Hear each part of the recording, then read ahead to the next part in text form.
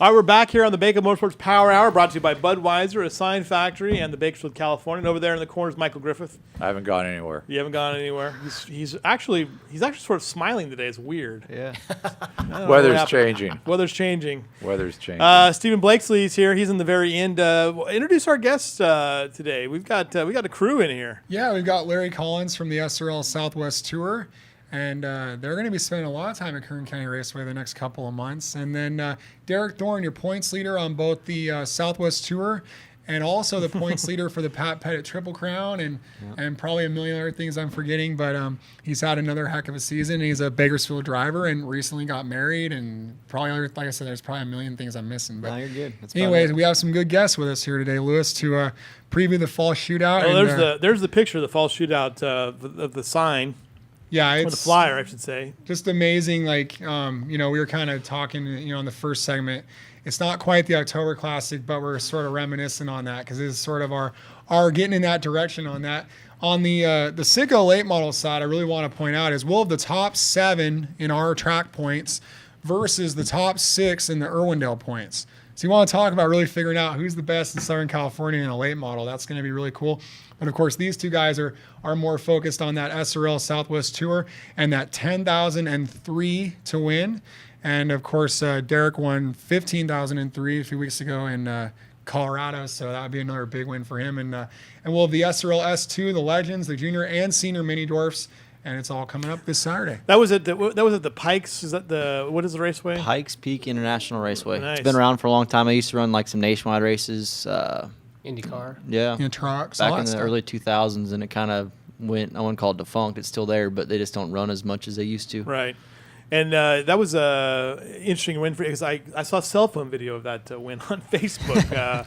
Who was that? That was Ryan Perkins, and we could not figure out how they got there. They must have taken a plane with Byron or something. They flew. No, they were in Irwindale on Saturday night running the late model. I think he won too. Yeah. Blaine won, right? And he'll be running in this event. Yeah, and they took and flew. They flew out of LAX, I think 5 a.m. Got into Colorado or Denver, and then they drove from Denver down to Colorado Springs about an hour and a half. Because that's what we were talking about. We were like, wait, weren't they here? And then now they're here. They're world travelers. Did Dad not go watch the sun race? I mean, it was very interesting. But that's reminiscent because the year before you ran both New Mexico and Colorado on the same weekend, right? That was the biggest thing. I think the difference between this year and last year is last year we spent a lot of time. I traveled from flew into Colorado Springs Friday night, practiced Friday, grabbed a plane flight or a private charter from Pikes Peak down to not Phoenix but New Mexico. Right. Then New Mexico Saturday night raced, flew back Saturday night. Wow. Woke up first thing Sunday morning. Well, we missed like 6 hours of practice that day, and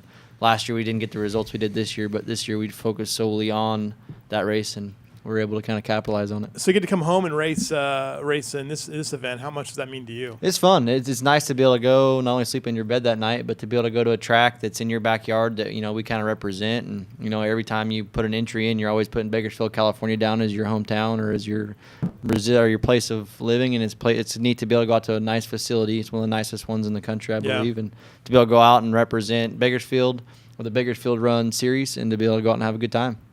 It's always interesting to see that when the NASCAR and you still see Mears and Harvick putting Bakersfield down and it's the NASCAR lists as where you're born, right, as your hometown. It doesn't matter if you've been living in Charlotte. Derek born in Lakeport. Yeah, you've been living here 6-7 years now. Yeah, he's still technically Lakeport, but we call him Bakersfield.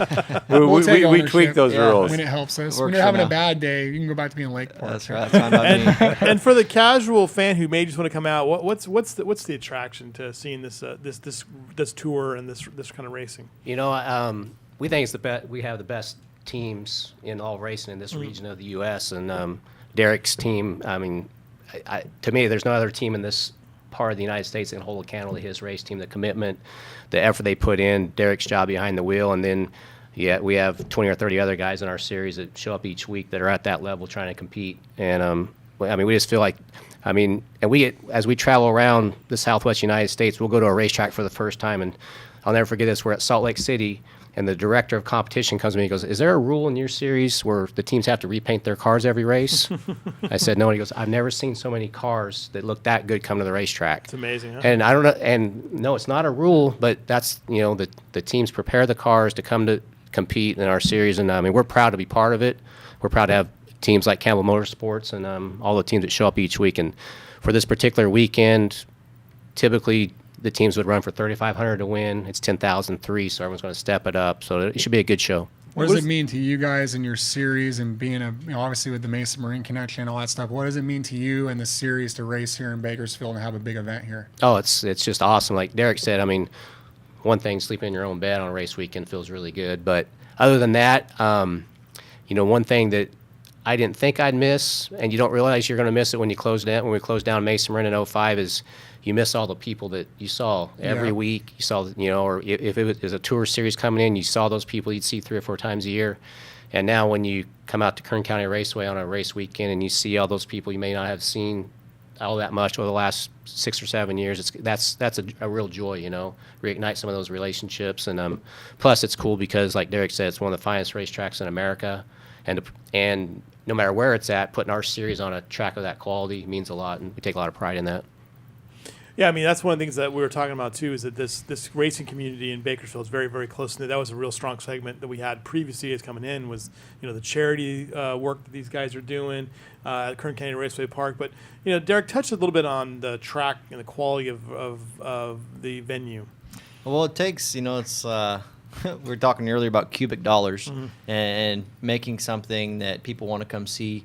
And the fact that it's attention to detail in racing. It's the same in the shop. You're gonna win a race in the shop, and it's the same with that track. From the time they started building that place, they had in mind that they were going to build one of the best facilities in the nation, and that it just shows. It's one of the smoothest, best laid out tracks. It's an awesome place for the fans to be able to see the races. The suites are laid out nicely, the way the pits are laid out, and it's just fun to be able to go there as a driver. Regardless of everything else is around you, to be able to go on the racetrack and race with 20 of your other competitors that you've been racing with. Whether it be we've gone to Salt Lake City together, Vegas together, Madera, Stockton, Pikes Peak, Colorado, all that kind of stuff, and to go here, it's one of the funnest places to race with a guy. To be able to go in side by side and to be able to have a great time as a driver. That's what we do it for. We all come out to have a good time. And, I think as a driver, I really enjoy getting to race there. It is a lot of fun, side by side racing. And, you always come, granted you wreck, you don't, but, you always end up with that satisfaction factors where you're always entertained, having a good time, and always a fun place to race.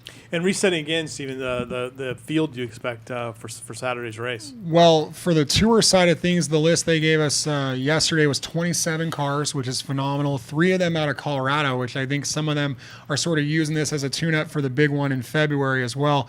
But just an awesome list of guys, and some guys with wins at our racetrack. We kind of looked at that. With, Pettit has won a race here. Doss has won a couple of times. David Mayhew, of course, dominant at our racetrack. But now for Derek, your win was in the prolates. You guys have been kind of snake bitten on the tour side. Yeah, we finished second to Pettit and I think second to Doss. Both times they'd won. We've got, good solid top 5s and we're right there. It's just we've been just ever so close. Just come up a little bit short both times. And we did get that win in the prolate class out here, I think, beginning of last year. So we definitely, Pikes Peak was a huge win for us. It was a big chip off our, not chip, but a big relief for us to be able to put that behind us. We put a lot of emphasis on that race leading up to it. And now that we've got that behind us, we're really focused on Kern, and hopefully we can get, Byron's got a suite out there and would love nothing all of us on the team would love nothing more than to go out there and win. Nice. Interesting. Griff, what do you think it's going to, what are you looking forward to with this weekend?